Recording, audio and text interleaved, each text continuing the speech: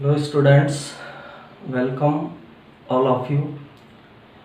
Plant water relation के पिछले lecture के अंदर हमने डिफ्यूजन प्रोसेस के बारे में स्टडी किया था और डिफ्यूजन को इफ़ेक्ट करने वाले जो कारक हैं उनके बारे में हमने पढ़ा था। शॉर्ट में हमने बताया था कि टेम्परेचर इसको प्रभावित करता है, जो डिफ्यूजिंग होने वाले पार्टिकल्स हैं उनकी डेंसिटी इसको प्रभावित करती है। तीसरा बताया था जो मीडियम है, सॉलिड है, लिक्विड है, गैस है, वो इसको इफेक्ट करेंगे। कंसंट्रेशन ग्रेडियंट इसको प्रभावित करती है। तो उन्हीं कारकों को अब हमें आगे डिटेल में स्टडी करना है। तो आज का हमारा जो टॉपिक है factors affecting rate of diffusion या विसरण की दर को प्रभावित करने वाले कारक है। और इसमें भी सबसे पहला जो कारक है, फर्स्ट कारक है हमारा टेम्परेचर,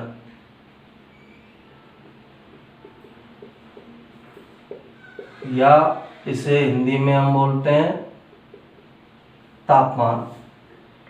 ये पहला कारक है जो विसरण की दर को प्रभावित करेगा। अब इसके अंदर सबसे फर्स्ट पॉइंट है टेम्परेचर में इंक्रीजेज विद टेम्परेचर, यानी जो डिफ्यूजन है,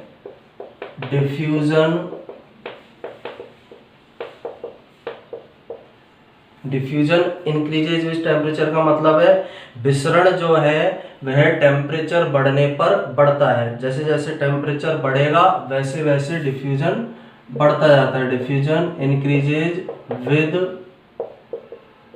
टेम्परेचर, तापमान के बढ़ने के साथ साथ विसरण बढ़ता है। जैसे जैसे टेम्परेचर बढ़ेगा वैसे वैसे जो डिफ्यूजन की प्रोसेस है वह बढ़ती है।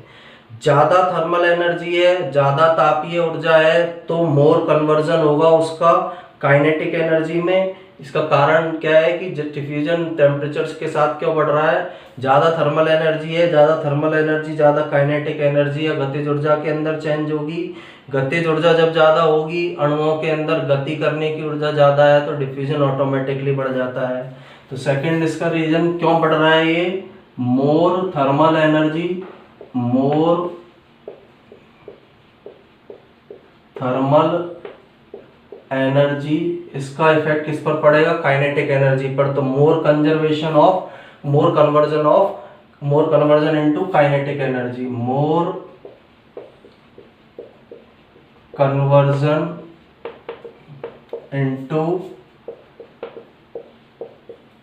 काइनेटिक एनर्जी, यानी ज्यादा थर्मल ऊर्जा है, ज्यादा यदि तापीय ऊर्जा है, ज्यादा तापीय ऊर्जा है, तो उस ज्यादा तापीय ऊर्जा का अधिक गतिज ऊर्जा में परिवर्तन होगा। अधिक गतिज ऊर्जा में कन्वर्जन होता है या परिवर्तन होता है। और गतिज ऊर्जा ज्यादा है तो ऑटोमेटिकली जो विसरण की दर है, ज्यादा अणु वो जो गति है, मॉलिक्यूल ज्यादा तेजी से गति करेंगे तो विसरण की जो दर है वो बढ़ जाती है। तो सीधा सा सिंपल सा रीजन याद रखना है कि टेम्परेचर बढ़ने पर डिफ्यूजन बढ़ता है। कारण उसका ज्यादा तापमान होगा, ज्यादा तापीय ऊर्जा होगी तो गतिज ऊर्जा भी ज्यादा होगी। अणुओं की गतिज ऊर्जा ज्यादा है तो विसरण या डिफ्यूजन की रेट बढ़ जाती है। इसके बाद जो टेम्परेचर का इफेक्ट है उसे कोएफिशिएंट के द्वारा डिनोट करते हैं हम। विसरण पर जो टेम्परेचर का इफेक्ट है, डिफ्यूजन पर जो तापमान का प्रभाव है, उसे एक स्थिरांक के द्वारा डिनोट किया जाता है। उस स्थिरांक को टेम्परेचर कोएफिशिएंट कहते हैं। जिस स्थिरांक के द्वारा इसको हम डिनोट करेंगे उसे टेम्परेचर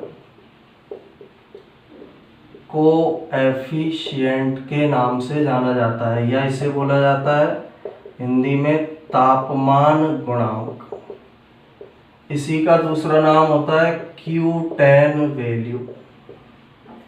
यानी विसरण की दर पर तापमान के प्रभाव को एक स्थिरांक के द्वारा रिप्रेजेंट किया जाता है और उस स्थिरांक को टेम्परेचर कोएफिशिएंट बोलते हैं, तापमान गुणांक बोलते हैं, या उसे Q10 वैल्यू के नाम से जाना जाता है। Effect of temperature on a physical और केमिकल प्रोसेस, किसी भी भौतिक और रासायनिक क्रिया पर टेम्परेचर का जो इफेक्ट होता है उसे तापमान गुणांक या Q10 वैल्यू से डिनोटेट करते हैं। और Q10 वैल्यू जो है उसका फॉर्मूला होता है Q10 इक्वल टू, Q10 का मतलब यही है टेम्परेचर कोएफिशिएंट को ही Q10 वैल्यू बोला जाता है, BT upon VT minus 10 degree. ये Q10 वैल्यू या तापमान गुणांक का फॉर्मूला है, BT upon VT minus 10 degree. अब तापमान गुणांक को एक बार फिर से समझ लो क्या है, किसी भी भौतिक और रासायनिक क्रिया पर तापमान का जो प्रभाव होता है उसे डिटर्मिनेट करने के लिए, उसका निर्धारण करने के लिए तापमान गुणांक का Q10 वैल्यू का यूज किया जाता है। Q10 वैल्यू क्या है, किसी भी फिजिकल और केमिकल प्रोसेस पर, कोई भी फिजिकल या केमिकल कोई प्रोसेस है उस पर इफेक्ट ऑफ टेम्परेचर, किसी भी भौतिक रासायनिक क्रिया पर तापमान के प्रभाव को दर्शाने के लिए तापमान गुणांक का उपयोग करते हैं, जिससे टेम्परेचर कोएफिशिएंट Q10 वैल्यू बोला जाता है। Q10 वैल्यू का फॉर्मूला BT बटे upon BT minus 10 degree. BT तो यहाँ पर है velocity of reaction at T degree Celsius temperature. VT क्या है,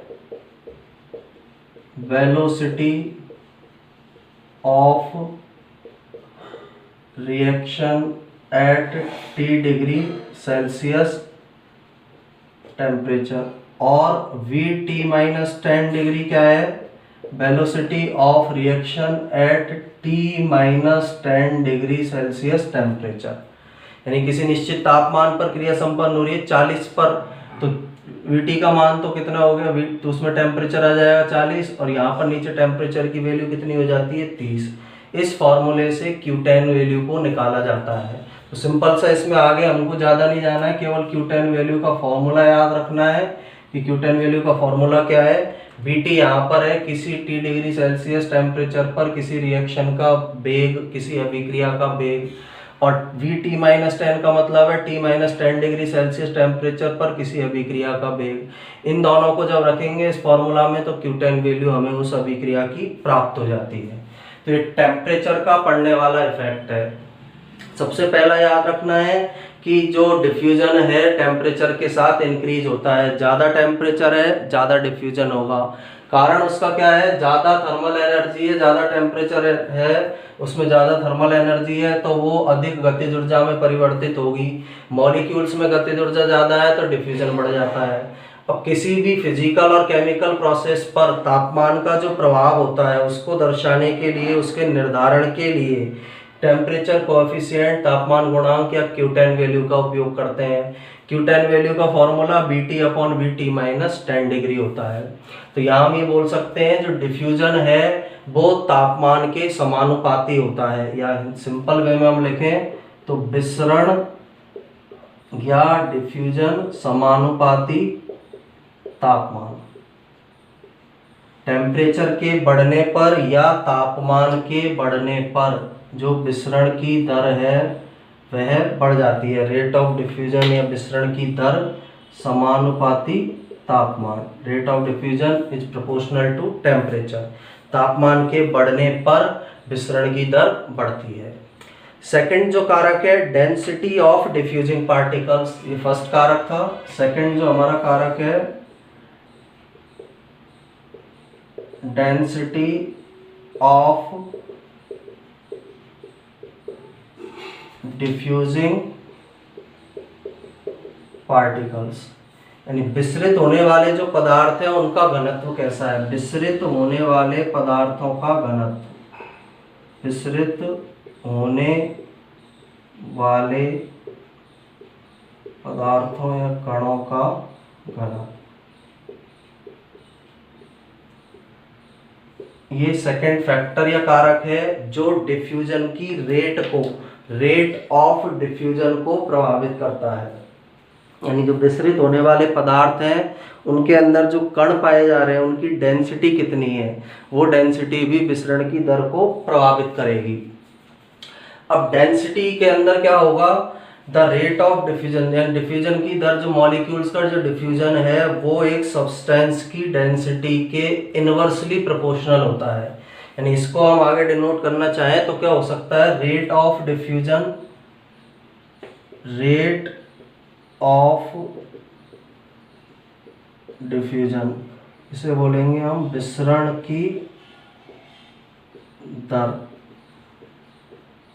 समानुपाती 1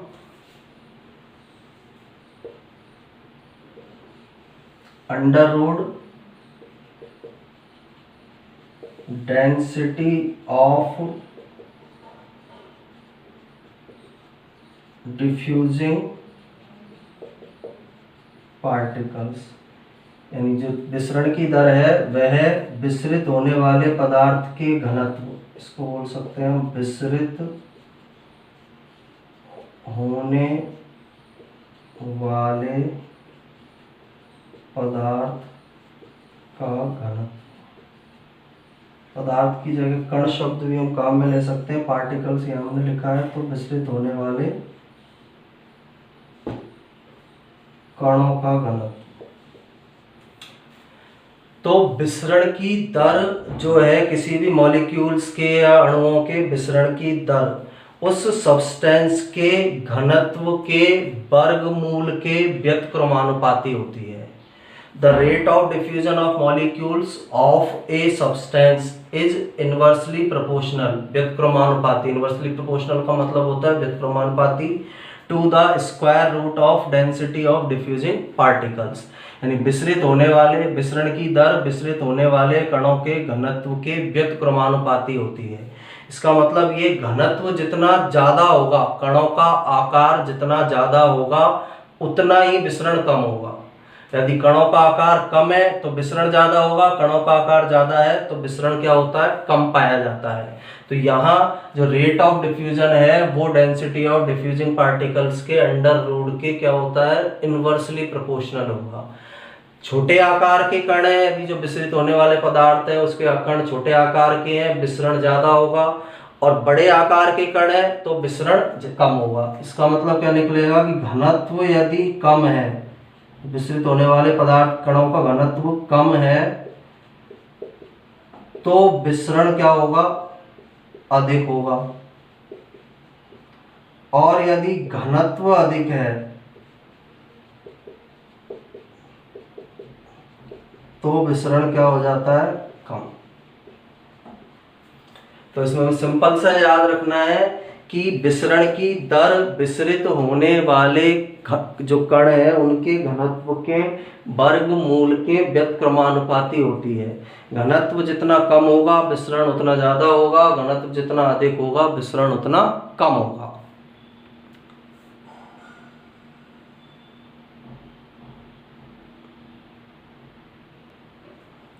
तो ये दो फैक्टर्स या कारक के बारे में हमने पढ़ा है, एक टेम्परेचर है, सेकंड जो विसरित होने वाले कण है उनका घनत्व है। एक समानुपाती होता है, दूसरा व्युत्क्रमानुपाती होगा।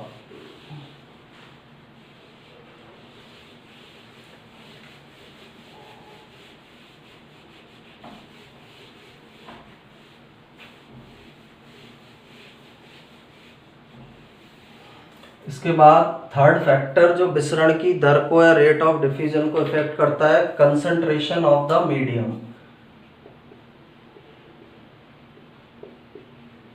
कंसंट्रेशन ऑफ द मीडियम, इसको हम बोल सकते हैं माध्यम की सांद्रता।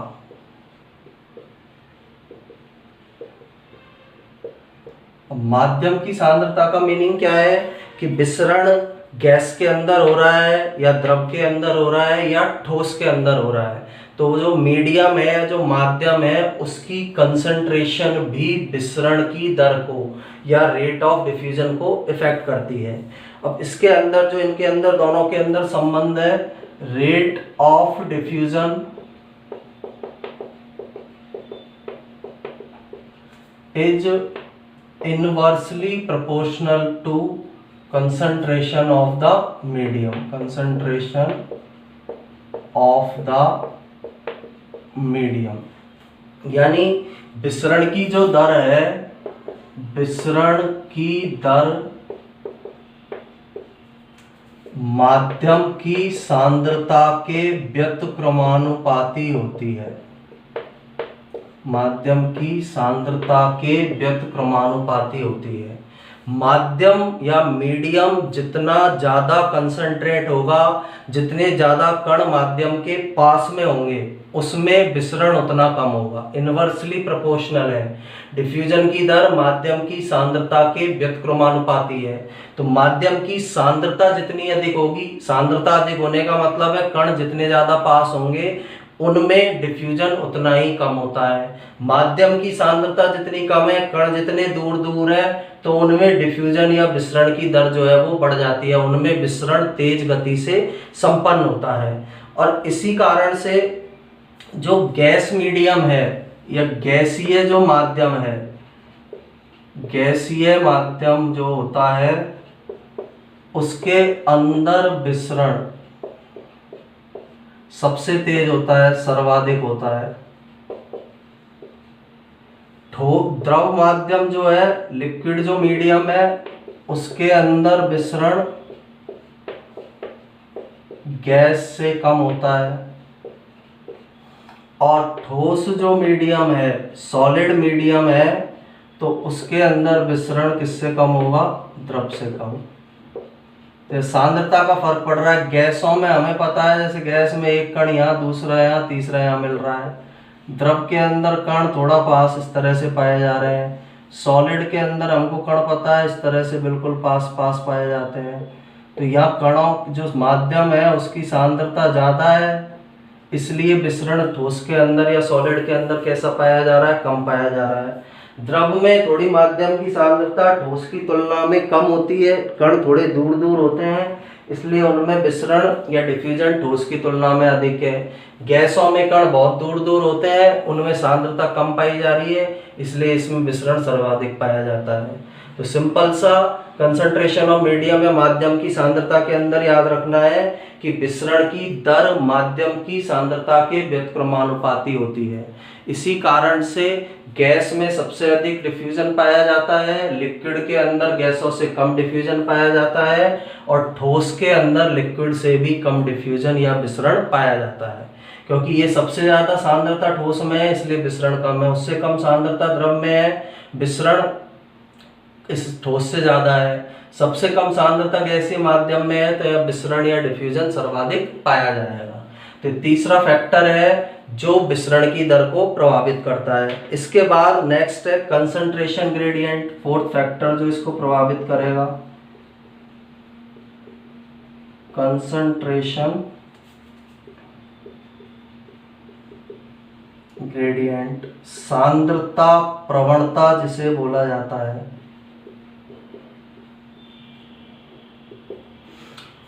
सांद्रता प्रवणता क्या होती है? ये सांद्रताओं के अंदर का अंतर होता है, दो स्पेसिफिक पॉइंट। इसका यदि हम डेफिनेशन बोले, it is the concentration difference between two specific points. It is the concentration difference between two specific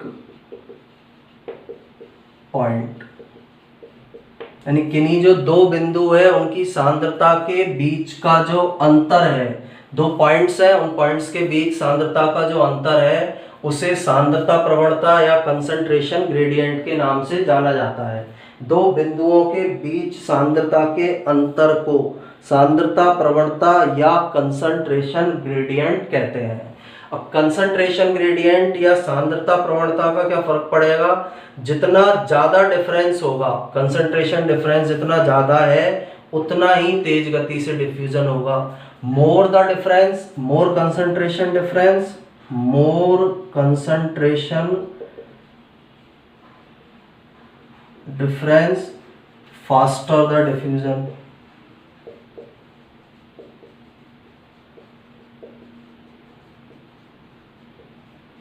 यानी दो विशिष्ट पॉइंट के बीच सांद्रता के अंदर जो अंतर जितना ज्यादा होगा, उतना ही अधिक तेजी से डिफ्यूजन या विसरण संपन्न होता है, उतना ही अधिक स्पीड से विसरण होगा। जितना ज़्यादा सांद्रता का अंतर होगा, जैसे इसको एग्जांपल समझ सकते हैं, एक पॉइंट ये हमारा ए है, एक पॉइंट हमारा कौन सा है, बी है। अब यहाँ पर कणों की सांद्रता ये है और यहाँ कणों की सांद्रता ये है, तो यहाँ ज़्यादा सांद्रता है, यहाँ कम सांद्रता है, यानी सांद्रता का अंतर ज़्यादा है, तो तेज गति से क्या होगा, यहाँ पर diffusion, fast diffusion. Second example, एक पॉइंट ए ये है, एक पॉइंट बी ये है, यहाँ कंसंट्रेशन ये है, यहाँ कंसंट्रेशन इसकी तुलना में थोड़ी ज़्यादा है, तो यहाँ जो डिफ्यूजन होगा वो कैसा होता है, स्लो डिफ्यूजन। यहाँ पर कंसंट्रेशन ग्रेडियंट ज़्यादा थी, सांद्रता का अंतर ज़्यादा था, तो डिफ्यूजन तेज गति से हुआ। यहाँ कंसंट्रेशन ग्रेडियंट या सांद्रता प्रवणता कम थी, इसलिए यहाँ पर स्लो डिफ्यूजन संपन्न हुआ। तो सिंपल सा है, इसका मीनिंग क्या होगा, जो कंसंट्रेशन ग्रेडियंट है या सांद्रता प्रवणता जो है, सांद्रता प्रवणता इज प्रोपोर्शनल टू विसरण की दर, रेट ऑफ डिफ्यूजन। सांद्रता प्रवणता विसरण की दर के समानुपाती होती है। जितनी ज्यादा सांद्रता प्रवणता होगी उतना ही अधिक डिफ्यूजन या विसरण संपन्न होता है। कम सांद्रता प्रवणता है, कम सांद्रताओं का अंतर है, विसरण कम होगा। अधिक सांद्रता प्रवणता है, सांद्रता का अंतर ज्यादा है दो पॉइंट के बीच में, तो डिफ्यूजन तेज गति से संपन्न होता है।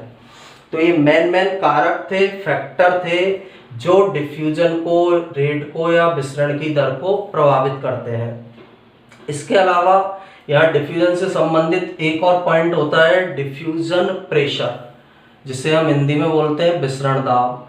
अब डिफ्यूजन प्रेशर क्या होता है, किसी भी मॉलिक्यूल या आयन की पोटेंशियल एबिलिटी है, विभव योग्यता है। कोई भी मॉलिक्यूल या आयन की ऐसी योग्यता है, ऐसी विभव योग्यता है जो उसे एक, इसके जो ग्रेटेस्ट कंसंट्रेशन का एरिया है उससे जो लेसर कंसंट्रेशन जो एरिया है वहां तक पहुंचाने में सहायक होती है।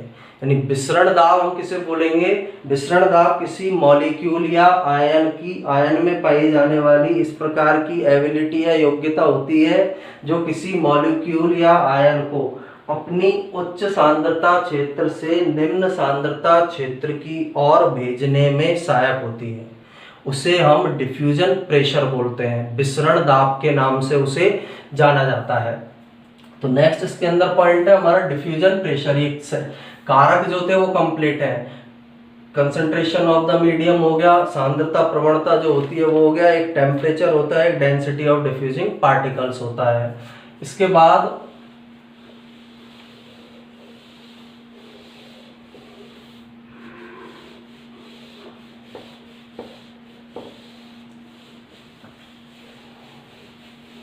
एक टर्म और इससे संबंधित है जिसे क्या बोला जाता है, diffusion pressure.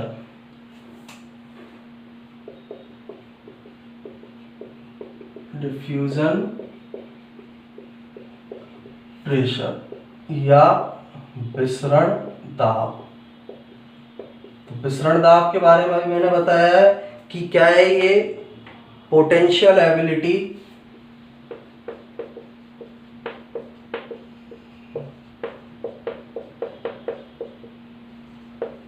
Of A molecule भी हो सकता है, कोई आयन भी हो सकता है, और ion to diffuse from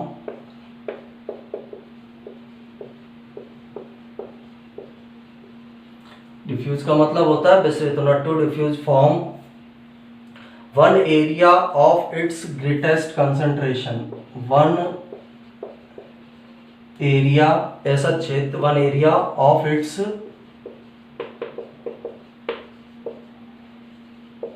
greatest concentration to other of lesser concentration. To other of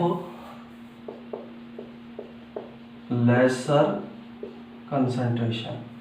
यानी पोटेंशियल एबिलिटी है किसी मॉलिक्यूल या कण या आयन की पोटेंशियल एबिलिटी जो इसको इसके अधिक सांद्रता वाले क्षेत्र से कम सांद्रता वाले क्षेत्र की ओर स्थानांतरित करती है या स्थानांतरित करने में सहायक होती है। उस पोटेंशियल एबिलिटी को डिफ्यूजन प्रेशर या विसरण दाब के नाम से जाना जाता है। हिंदी में हम इसे बोलेंगे किसी कण या आयन की विभव योग्यता जो उसे अधिक सांद्रता वाले क्षेत्र से कम सांद्रता वाले क्षेत्र की ओर विसरित करती है।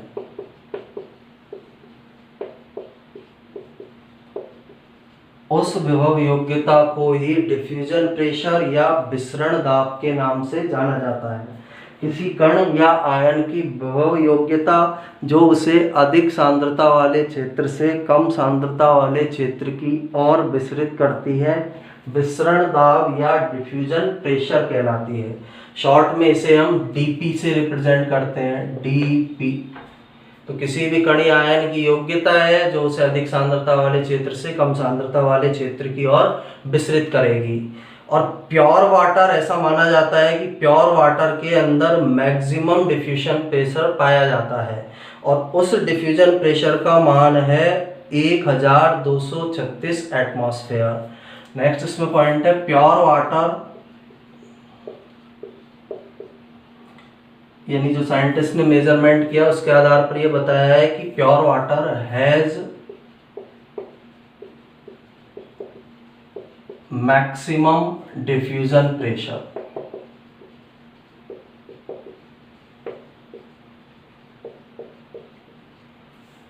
यानी शुद्ध पानी का विसरण दाब अधिकतम होता है।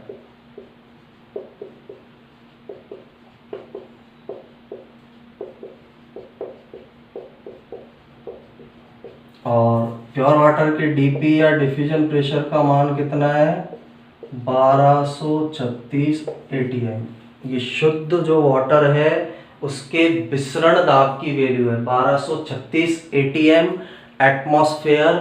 जो प्योर वाटर है उसका डिफ्यूजन प्रेशर है और यह मैक्सिमम है। इसके पास प्योर वाटर के पास सबसे अधिक डिफ्यूजन प्रेशर पाया जाता है जिसकी वैल्यू 1236 एटीएम होती है। 1236 वायुमंडलीय दाब होती है। तो यहाँ पर हमने इस लेक्चर के अंदर जो डिफ्यूजन है उसको इफेक्ट करने वाले डिफरेंट फैक्टर्स के बारे में स्टडी किया है कि कौन कौन से फैक्टर डिफ्यूजन की प्रोसेस को इफेक्ट करते हैं, उसको प्रभावित करते हैं। इसके बाद नेक्स्ट लेक्चर में हम एक डिफ्यूजन का एक टाइप बोल सकते हैं, इसी तरह की एक प्रोसेस है फैसिलिटेटेड डिफ्यूजन या सुसाध्य विसरण के बारे में स्टडी करेंगे। Thank you.